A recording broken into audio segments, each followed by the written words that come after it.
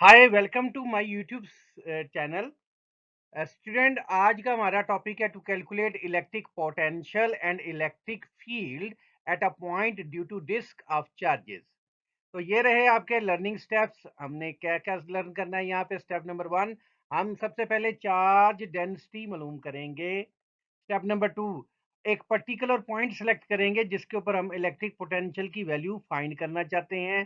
Step number three, उस point के ऊपर, उस पर्टिकुलर पॉइंट के ऊपर हमने इलेक्ट्रिक पोटेंशियल की वैल्यू को फाइंड आउट करना है। और स्टेप नंबर 3, इलेक्ट्रिक फील्ड मालूम करने के लिए हमने पोटेंशियल का ग्रेडियंट लेना है। So we will find negative of potential gradient to find electric field. तो ये थे लर्निंग स्टेप। तो चलिए अब हम डेरिवेशन की तरफ बढ़ते हैं।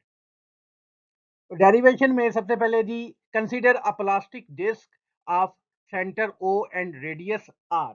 तो सपोज कर ले हमारे पास क्या है, एक डिस्क है, ये आगे डिस्क देखें। और इसका देखें जी, सेंटर क्या है जी, ओ है, और रेडियस क्या है, कैपिटल आर। ठीक है। और let d q is the amount of charge on small area element d q of the charge disc. इस पूरी डिस्क का आपने छोटा सा एरिया कंसीडर कर लेना है, उसको आपने डी ए कह देना है। ये देखें डी ए लिखा है।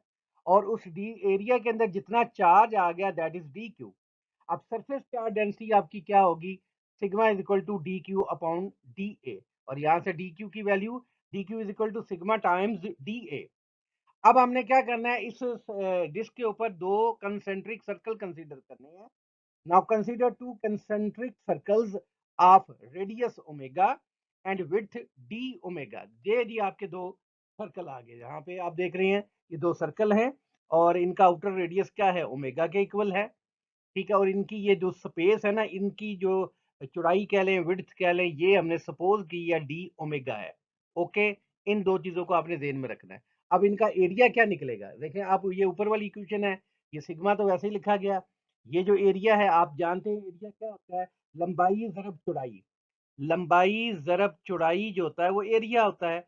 अब जो लंबाई है वो सर्कल का सर्कमफेरेंस होता है, वो 2 पाई ओमेगा होगा। आप इन सर्कल को देखें, रेडियस आर नहीं लगाएंगे, रेडियस ओमेगा है यहाँ पे, तो 2 पाई ओमेगा ये इसकी लेंथ हो गई।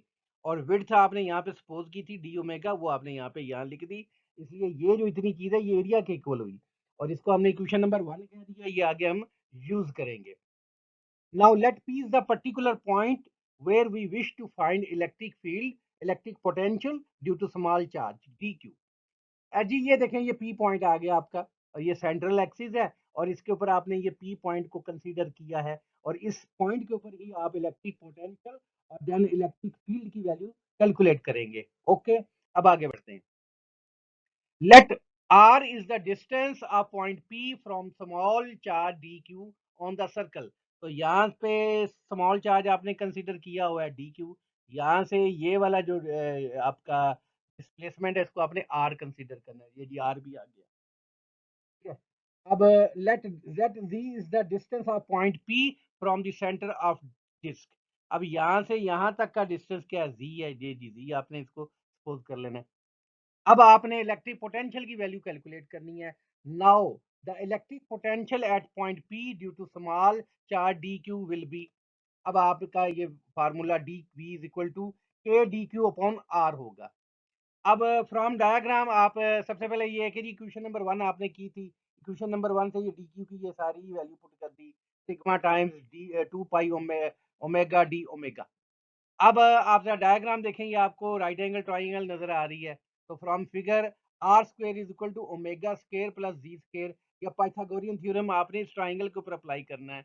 Are square is equal to z square plus omega square. Okay. और यहाँ से आर की वैल्यू क्या आएगी, square root of omega square plus z square. ये वाली वैल्यू स्टूडेंट्स आपने यहाँ पे पुट करनी है। तो आइए नेक्स्ट स्लाइड की तरफ बढ़ते हैं। तो देखें आपने ये वैल्यू पुट कर दी। तो ये क्या है, ये स्मॉल आपका स्मॉल की वजह से जो आपका पोटेंशियल है वो भी स्मॉल निकलेगा। और अगर आप पूरी डिस्क की वजह से इलेक्ट्रिक पोटेंशियल करना चाहते हैं तो आपको दोनों साइडों पे इंटीग्रेट करना पड़ेगा। So the net electric potential at point P due to whole disk we will integrate on both sides। तो इंटीग्रेशन की तो ये डिफरेंशियल खत्म हो गया और इंटीग्रेशन यहाँ पे बरकरार रही। अब हम देखेंगे यहाँ बहुत सारे फैक्टर्स नजर आ रहे हैं आपको। कौन सा कांस्टेंट है, कौन सा वेरिएबल है। तो आपने यहाँ पे देखना है जिसके साथ डी लगा होगा वो क्या होगा, वो वेरिएबल होगा, और रिमेनिंग जो भी होंगे वो सारे के सारे क्या होंगे, कांस्टेंट ट्रीट होंगे। इसलिए आप इनको इंटीग्रेशन से आउट भी लिख सकते हैं। देखिए जी, इंटीग्रेशन से आउट हो गए। ठीक है। अब आपने इतने हिस्से की क्या करनी है, इंटीग्रेशन परफॉर्म करनी है। आप ये नीचे वाली टर्म को अगर ऊपर ले जाएंगे तो ये पावर नेगेटिव हो जाएगी, तो पावर -1/2 हुआ। बाकी टर्म्स वैसे ही लिख दी आपने। अब यहाँ पे आप देखें कि ये जो ब्रैकेट के अंदर है, पावर को अभी अभी आप सब भूल जाएं थोड़ी देर के लिए, तो यहाँ इस टर्म का डेरिवेटिव देखें, ये इसके आगे पड़ा हुआ है।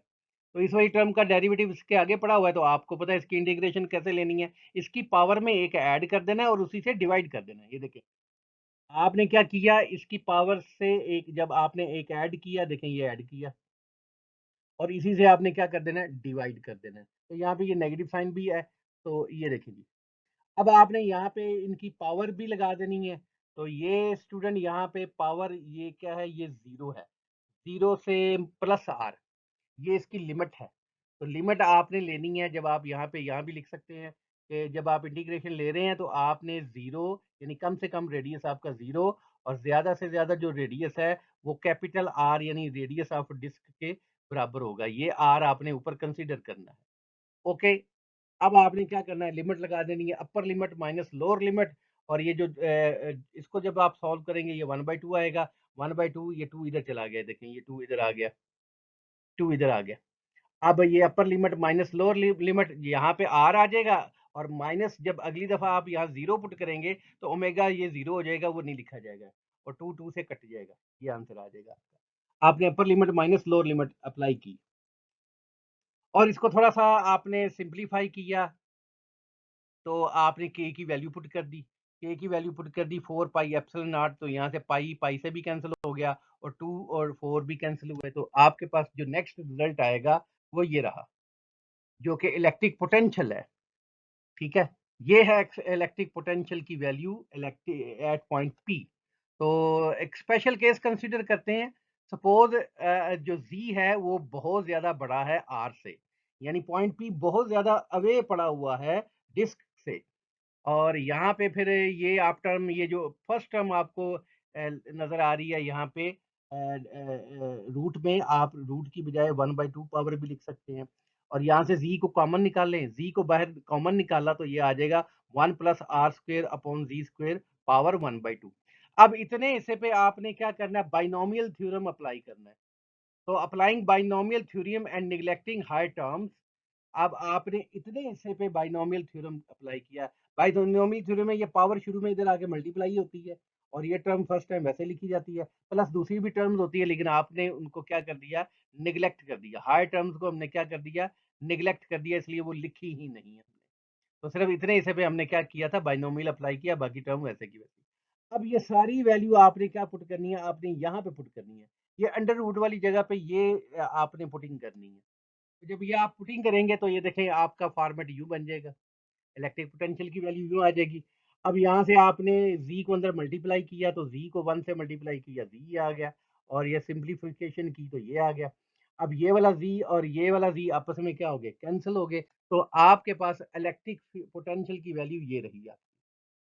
और यहाँ से आपने क्या करना है, ये 2 को और जी को आपने बाहर लिख दिया, थोड़ी सिंप्लीफिकेशन की। और जी, पाई से डिवाइड मल्टीप्लाई, आपने खुद से पाई से डिवाइड मल्टीप्लाई करना है। यहाँ पे पाई से डिवाइड मल्टीप्लाई किया, पाई एक कांस्टेंट टर्म है, आप इससे इसको डिवाइड मल्टीप्लाई कर सकते हैं। तो ये देखें, अब वो जो ऊपर वाली चीज है, ये देखें Q is equal to sigma time pi r square के इक्वल होता है। अब इस सारी टर्म की जगह खाली Q आ जाएगा, ये देखें। तो V is equal to q upon 4 pi Z epsilon naught. और ये रहा इलेक्ट्रिक पोटेंशियल फाइनली रिड्यूस होके, आपको पता है ये 1/4 पाई एप्सिलॉन नॉट के इक्वल होता है, और के और जी वैसे का वैसे आ जाएगा। ये क्या, ये तो आपको पता है, ये फार्मूला आपने ड्राइव किया हुआ है। ये पोटेंशियल है किसी एक पॉइंट चार्ज की वजह से किसी एक पॉइंट के ऊपर। So this shows that charged disk behaves as point charge for z is very larger than r। यानी अगर z बहुत दूर चला जाए तो वो जो पूरी की पूरी डिस्क है वो एक स्मॉल चार्ज की में सिमट जाएगी, और स्मॉल पॉइंट चार्ज की तरह बिहेव करेगी। इसका मतलब ये निकलता है। तो स्टूडेंट, ये था आज का आर्टिकल। उम्मीद है आपको समझ आई होगी। अगर कोई मसला है, कोई प्रॉब्लम है, अगर कुछ समझ नहीं आई, तो आप मुझे कमेंट्स में लिख सकते हैं। इंशाल्लाह मैं उनका आंसर दूँगा।